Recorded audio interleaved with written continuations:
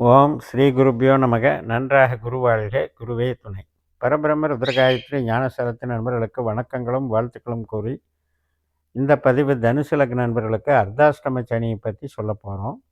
அதில் ஒரு குறிப்பிட்ட காலத்துக்கு மட்டும் ஆகஸ்ட் 4ஆம் தேதி வரைக்கும் சனி செல்லக்கூடிய நட்சத்திரம் மற்றும் உப நட்சத்திரம் வாயிலாக நமக்கு எப்படி பலன்கள் தருங்கிறத ஒரு விளக்கம் தெரிஞ்சுக்கணும். ஏன்னா ஒவ்வொருத்தருக்கும் அவங்கவங்க ஜாதகப்படி ஒரு கேரக்டர் வாங்கியிருக்கும் ஒரு கிரகம்.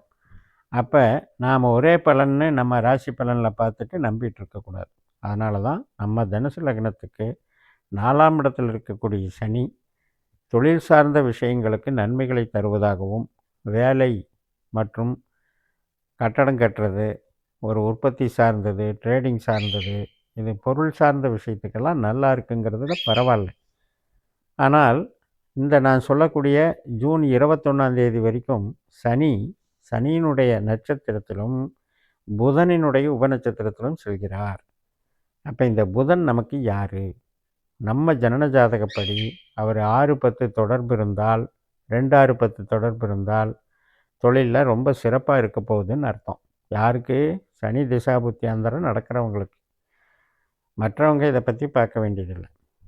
இப்போது அடுத்து ஜூன் 21க்கு மேலே கேதுவனுடைய உபநட்சத்திரத்துக்கு மாறுறாங்க. இது ஆகஸ்ட்டு 4ஆம் தேதி வரைக்கும் இருக்க போகுது. அதுக்கு பிறகு உங்களுக்கு வக்கரமாக போகும். சனி வக்கரமாகும்போது என்னாகும்? மறுபடியும் புதனுடைய உபநட்சத்திரத்துக்கே வந்துடும். அப்போ நம்ம தெரிஞ்சிக்க வேண்டியது, இந்த சனியினுடைய உபநட்சத்திரமான புதன் மற்றும் கேது இந்த ஆகஸ்ட் 4 வரைக்கும் இந்த 2 பேர் நமக்கு என்ன கேரக்டர் வாங்கியிருக்காங்க. தொழிலுக்கு சப்போர்ட் பண்ணுற கேரக்டர் வாங்கியிருந்தால், அதாவது 2ஆம் இடம், 6ஆம் இடம், 4ஆம் இடம், 10ஆம் இடம் இது மாதிரி வாங்கியிருந்தால் தொழிலுக்கு சிறப்பாக செய்து கொடுப்பார்கள். அப்படி இல்லாமல் 8ஆம் பாவு 12ஆம் பாவு அதிகாரம் வாங்கியிருந்தால், 8-12ங்கிறது இந்த சனி 8-12ஓட தொடர்பு இருக்கும் பொழுது, இப்போ சனிக்குன்னு ஒரு கேரக்டர் இருக்கும். அவர் நம்மளுக்கு தொழில் கிரகம்னே வச்சுக்கோங்க. 10ஆம் பாவை உபநட்சத்திரமாக இருந்திருக்காருன்னு வச்சுக்கோங்க. அவர் இந்த புதன் அல்லது கேது 8-12 தொடர்பு இருக்கும்போது அந்த காலகட்டத்தில் நெருக்கடிகள் ஏற்பட்டுரும். தொழிலில் திடீர் பிரச்சனைகள் ஏற்பட்டுரும். தொழிலில் சரிவுகள் ஏற்பட்டுரும். டிமாண்ட் இல்லாமல் மேலே மேலே அதில் லாபத்துக்கு விற்காமல், ஒரு பொருளை விற்கிறோம் அப்படின்னா லாபத்துக்கு விற்காமல் நஷ்டத்துக்கு விற்று அந்த நஷ்டத்தை சரி கட்ட கடனை வாங்கி இப்படி சில அவஸ்தைகளை உண்டாகிட்டு இருக்கும். தொழில் லாக்காகவும் செய்யாது, தொழில் நல்லாவும் இருக்காது, ஒரு அவஸ்தையில் இருக்குங்கிறது தான் வலி வேதனைன்னு சொல்கிறது தான் அந்த 8-12. அப்போ அது இருக்கா இல்லையாங்கிறது நம்ம ஜனன ஜாதகப்படி நீங்கள் பார்த்துக்கணும்.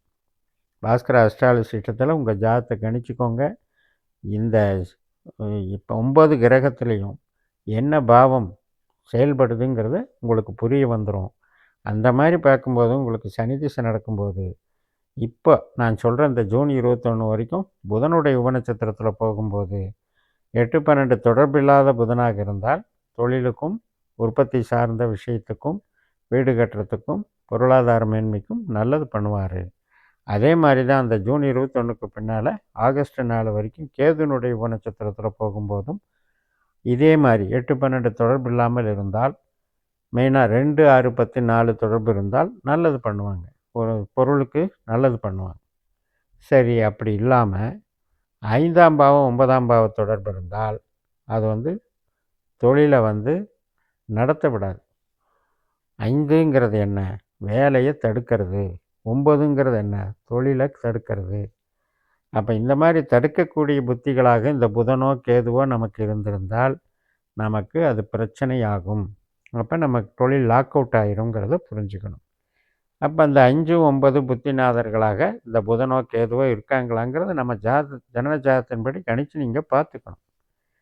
சரி, அப்படி இல்லை, 3ஆம் பாவம், 7ஆம் பாவம், 11ஆம் பாவம் இந்த மாதிரி தொடர்புகள் இருந்தது அப்படின்னா அது நல்லது தான். எந்த ஒரு பாதிப்பும் வராது, நியூட்ரலாக போய்கிட்டே இருக்கும், தொழிலை கெடுக்காது.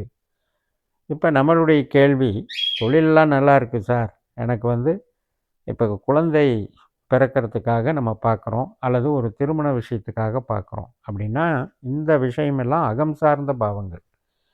இப்போ 5ஆம் இடம் தான் குழந்தை பிறப்பு. அதுக்கு இப்போ இந்த மாதிரி இரட்டைப்படையாக 2, 6, 10, 4 இதெல்லாம் தொடர்பு இருந்தது அப்படின்னா அந்த இதுக்கு சாதகமாக இல்லைன்னு அர்த்தம். இப்போ நான் முதல்ல சொன்னேன் இல்லையா 5, 9 அந்த மாதிரி தொடர்புகள் இருந்தால் தொழிலுக்கு எடுக்கும். ஆனால் அதே நேரத்தில் நம்ம கேள்வி குழந்தை பிறப்புக்கு சாதகமாக இருக்கும்னு அர்த்தம்.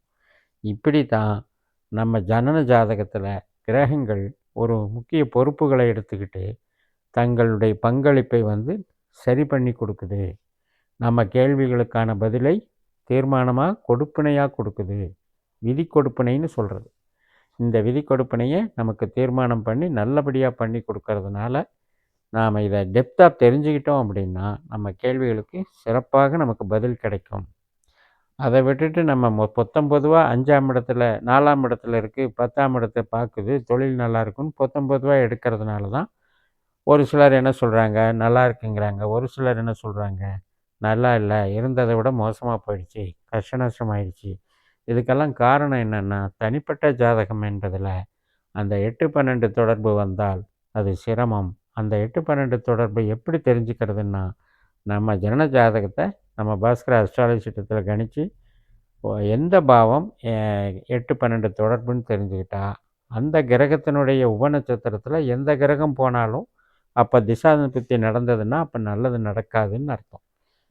நல்லது எப்போ நடக்குது கெட்டது எப்போ நடக்குதுன்னு பார்க்குறதுக்கு தானே ஜோதிடம். அப்போ அது நல்லது எது கெட்டது எதுன்னு நம்ம ஜனன ஜாதகப்படி நாம் தெரிஞ்சுக்கிறது தான் நல்லதோ ஒழிய 19 நம்ம தனுசுக்குள்ளே இருக்கிற 80 கோடி பேருக்கும் 4ல் சனி வந்துட்டுனா ஒரே பலன் நடக்கிறது இல்லை.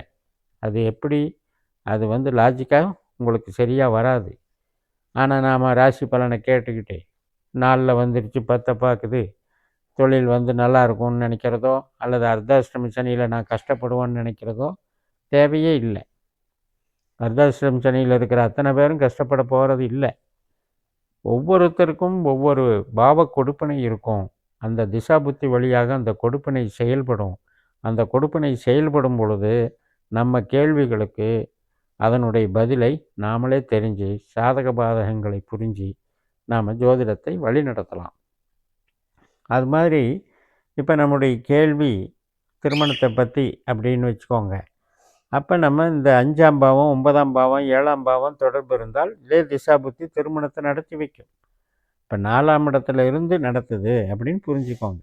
4ஆம் இடத்துல இருந்து நடத்துது அப்படின்னா இப்போ நம்ம சொந்த பந்தத்தில் திருமணங்கள் அமையறதுக்கும் வாய்ப்பை கொடுக்குது அப்படின்னு அர்த்தம். இது எல்லாமே நம்ம ஜனன ஜாதகத்தின்படி நாம் பார்த்துக்கணும். இப்போ கேதுவனுடைய உபநட்சத்திரத்தில் போவார். எப்போ ஜூன் 21 ஆகஸ்ட் 4 வரைக்கும். அதுக்கப்புறம் ரிட்டர்ன் வர்றார். ரிவர்ஸில் வரும்பொழுது வக்கரகதியில் வரும்போது மறுபடியும் புதனுடைய உபநட்சத்திரத்துக்கு வர்றார்.